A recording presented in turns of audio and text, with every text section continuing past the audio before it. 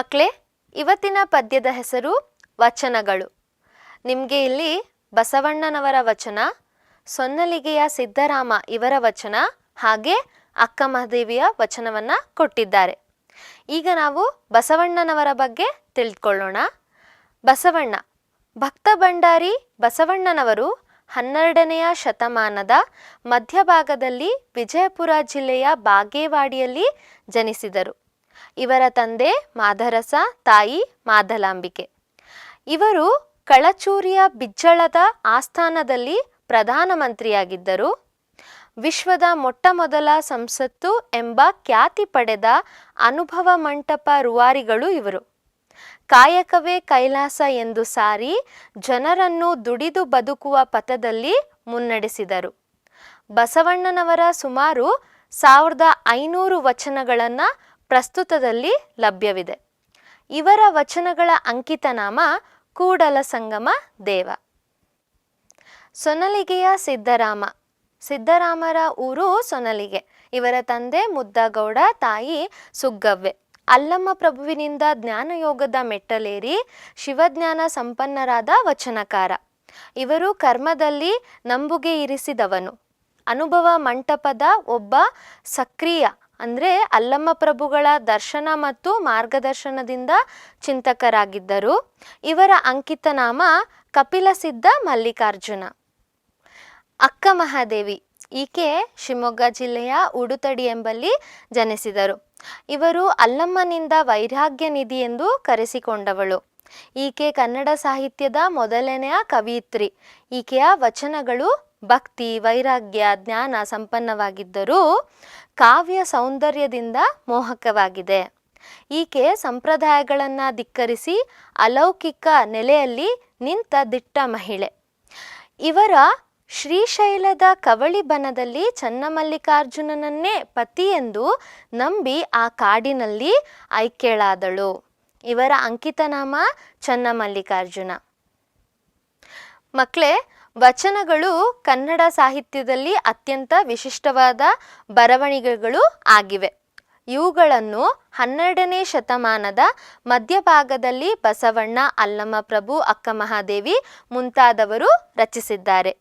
ಇಲ್ಲಿ ನಿಮಗೆ ಬಸವಣ್ಣ, ಸೊನ್ನಲಿಗೆಯ ಸಿದ್ದರಾಮ, ಅಕ್ಕ ಮಹಾದೇವಿ ಇವರ ವಚನಗಳನ್ನು ನೀಡಲಾಗಿದೆ.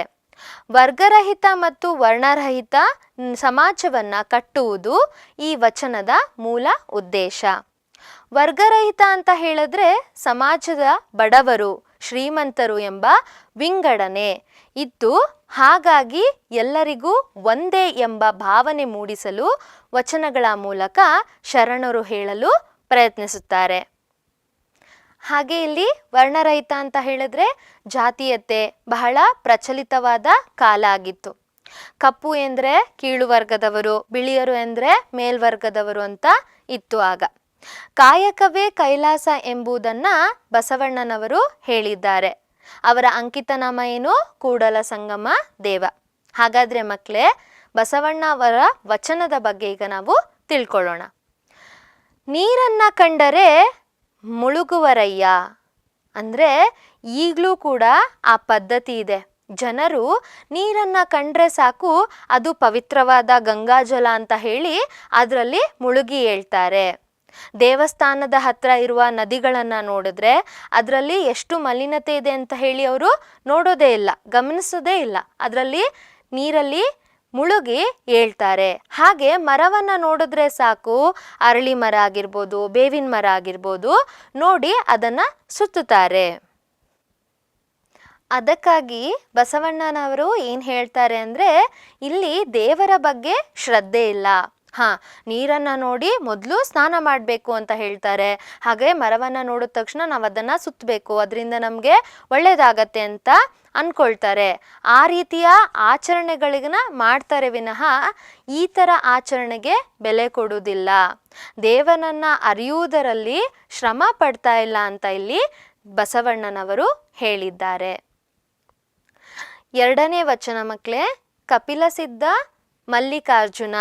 ಇದು ಸೊನ್ನಲಿಗೆಯ ಸಿದ್ದರಾಮ ಅವರ ಅಂಕಿತನಾಮ ಆಗಿರುತ್ತೆ. ಇವರು ಹೇಳ್ತಾರೆ, ವೇಷ ಧರಿಸಿ ಫಲವೇನಯ್ಯ ಅಂದರೆ ನಮ್ಮ ಇರುವಿಕೆ, ನಾವು ಹೇಗೆ ಬದುಕ್ತೀವಿ, ನಾವು ಹೇಗೆ ಜೀವನವನ್ನು ನಡೆಸ್ತೀವಿ ಅನ್ನೋದು ಒಂದಕ್ಕೊಂದು ತಾಳೆ ಆಗಬೇಕು ಅಂತ. ನಾವು ಏನನ್ನ ಜನರಿಗೆ ಬೋಧಿಸುತ್ತೇವೆ ಅದೇ ರೀತಿ ನಾವು ಬದುಕಿನಲ್ಲಿ ನಡೆದುಕೊಳ್ಬೇಕು ಅಂತ. ಹಾಗಾಗಿ ನೋಡಿ ಮಕ್ಕಳೇ, ಸ್ವಾಮಿಗಳು ಅಥವಾ ಶಿಕ್ಷಕರು ಅಥವಾ ದೊಡ್ಡ ದೊಡ್ಡ ವ್ಯಕ್ತಿಗಳು ಏನನ್ನ ಹೇಳ್ತಾರೋ ಅದೇ ರೀತಿ ಅವರು ನಡೆದುಕೊಳ್ತಾರೆ. ಈಗ ಬಹಳಷ್ಟು ಜನರು ವೇದವನ್ನ ಓದಿ ಪಾರಂಗತರಾಗಿರ್ತಾರೆ ಅಲ್ವಾ, ಆದ್ರೆ ಅವರು ತಮ್ಮನ್ನ ತಾವೇ ತಿಳಿದುಕೊಂಡಿರುವುದಿಲ್ಲ. ಈಗ ಕೆರೆಯನ್ನ ನಾವು ಹೇಗೆ ತೋಡ್ತೀವಿ, ಅದರಲ್ಲಿ ಎಲ್ಲಿಯೂ ಒಳ್ಳೆ ನೀರು ಬರುತ್ತಿಲ್ಲ ಅಂದ್ರೆ ನಾವು ಎಷ್ಟೇ ವೇದಗಳನ್ನ ಓದಿದರೂ ನಮ್ಮ ಬಗ್ಗೆ ನಮಗೆ ತಿಳಿದಿರುವುದಿಲ್ಲ. ಎಷ್ಟೇ ಕೆರೆಯನ್ನ ನಾವು ತೋಡಿದರೂ ಪವಿತ್ರ ಜಲ ಸಿಗದೆ ಹೋಯಿತು ಅಂತ, ಪುಣ್ಯತೀರ್ಥ ಬಾರದೆ ಹೋಯಿತು ಅಂತ ಇದರ ಅರ್ಥ ಅಂತ ನಾವು ಇಲ್ಲಿ ತಿಳ್ಕೊಳ್ಬಹುದಾಗಿದೆ. ಮಕ್ಕಳೇ, ಈಗ ನಾವು 3ನೇ ವಚನವನ್ನ ನೋಡೋಣ. ಕನ್ನಡದ ಪ್ರಥಮ ಕವಯಿತ್ರಿ ಅಕ್ಕ ಮಹಾದೇವಿಯವರು. ಇವರ ವಚನಗಳಲ್ಲಿ ಭಕ್ತಿ, ವೈರಾಗ್ಯ, ಜ್ಞಾನ ಇವುಗಳನ್ನ ನೋಡಬಹುದು. ಇವರ ವಚನಗಳ ಅಂಕಿತ ನಾಮ ಚನ್ನಮಲ್ಲಿಕಾರ್ಜುನ. ಈಗ ಇವರು ಹೇಳ್ತಾರೆ ವಚನದಲ್ಲಿ, ಈಗ ಮರ ಇದೆ ಆದ್ರೆ ಏನು ಪ್ರಯೋಜನ, ಅದು ನೆರಳೇ ಕೊಡ್ತಾ ಇಲ್ಲ. ಅಂದ್ರೆ ನಾವು ನೆರಳು ಕೊಡುವ ಮರವಾಗಬೇಕು. ಈಗ ನಿಮ್ಮಲ್ಲಿ ಸಾಕಷ್ಟು ಜ್ಞಾನವಿದೆ, ಅದನ್ನ ನೀವು ಯಾರಿಗಾದ್ರೂ ಹೇಳಿಕೊಡ್ಬೇಕು ಅಥವಾ ಯಾರಿಗಾದ್ರೂ ಅದರಿಂದ ಉಪಯೋಗ ಆಗೋ ರೀತಿ ಮಾಡಬೇಕು. ಅದನ್ನ ಬಿಟ್ಟು ನಿಮ್ಮ ಜ್ಞಾನವನ್ನ ನೀವೇ ಇಟ್ಟುಕೊಂಡ್ರೆ ಏನು ಪ್ರಯೋಜನ? ನಾವು ಒಬ್ಬರಿಗೆ ಸಹಾಯವನ್ನ ಮಾಡಬೇಕು ಅಂತ ಹೇಳಿ ಅರ್ಥ. ಈಗ ಒಬ್ಬ ಧನಿಕನಿರ್ತಾನೆ, ಅವನಿಗೆ ದಯೆನೇ ಇರೋದಿಲ್ಲ. ಧನಿಕನಾದವನಿಗೆ ದಯೆ ಇರಬೇಕು, ಇಲ್ಲ ಅಂದ್ರೆ ಏನು ಉಪಯೋಗ? ಅಂದ್ರೆ ಯಾರಾದ್ರೂ ಅವನ ಬಳಿ ಬಂದ್ರೆ ಅವನು ಸಹಾಯ ಮಾಡಬೇಕು. ಅವನಲ್ಲಿ ಸಾಕಷ್ಟು ಹಣ ಇರತ್ತೆ, ಸಾಕಷ್ಟು ಸಂಪಾದನೆ ಕೂಡ ಇರತ್ತೆ, ಆದ್ರೆ ಅವನಿಗೆ ಸಹಾಯ ಮಾಡೋ ಮನಸ್ಸೇ ಇಲ್ಲ ಅಂದ್ರೆ ಏನು ಪ್ರಯೋಜನ ಅಂತ. ಹಾಗೆ ಹಸು ಇದೆ ಆದ್ರೆ ಅದ್ರ ಹತ್ರ ಹಾಲು ಕೊಡಕ್ಕೆ ಹಾಲೇ ಇಲ್ಲ, ಅದು ಹಾಲನ್ನೇ ಕೊಡ್ತಾ ಇಲ್ಲ. ಹಾಗೆ ಇದ್ದು ಏನು ಉಪಯೋಗ?